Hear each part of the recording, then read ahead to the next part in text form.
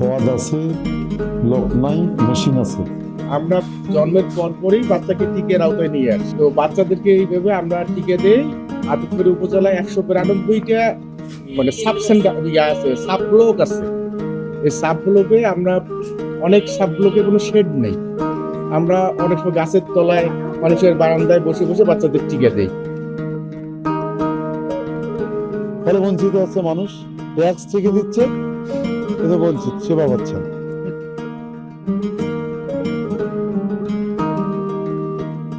আমরা দাঁড়িয়েছি এখন আদিতমারী উপজেলা স্বাস্থ্য কমপ্লেক্সে।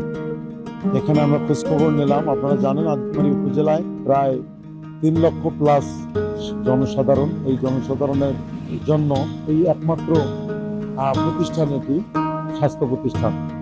এখানে আমরা ঘুরে দেখলাম যেখানে 50 শয্যা, পূর্বে ছিল 31টি বেড, পরবর্তীতে এখানে 19টা এক্সটেনশন। কিছু কিছু স্টাফ নিয়ে আছে, মানে 50 শয্যার আছে, আবার কিছু নাই, মানে ম্যাক্সিমামলি সেবা দেওয়ার জন্য যেগুলো দরকার। আমরা দেখলাম যে ওই পরবর্তী এক্সটেনশন বেডগুলো এখনো বন্ধ রয়েছে, যেগুলো এখন পর্যন্ত চালু করে নাই। এই এলাকার মানুষ এই একমাত্র স্বাস্থ্য সেবা কেন্দ্র যেখান থেকে নিজেদের সেবা নিয়ে আসতেছে।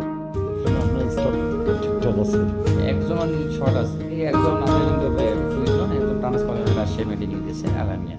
আপনারা জানেন এখানে ডক্টরের পদ রয়েছে 29টা, এখন এখানে 7 জন রয়েছে।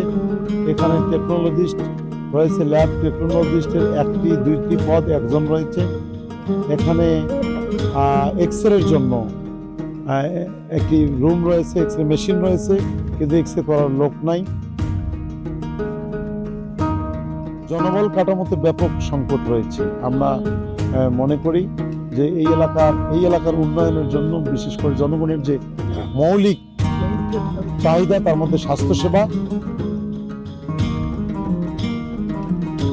এই স্বাস্থ্যসেবা নিশ্চিতের জন্য এই হাসপাতালটি জরুরি ভিত্তিতে জনবল কাঠামো দরকার।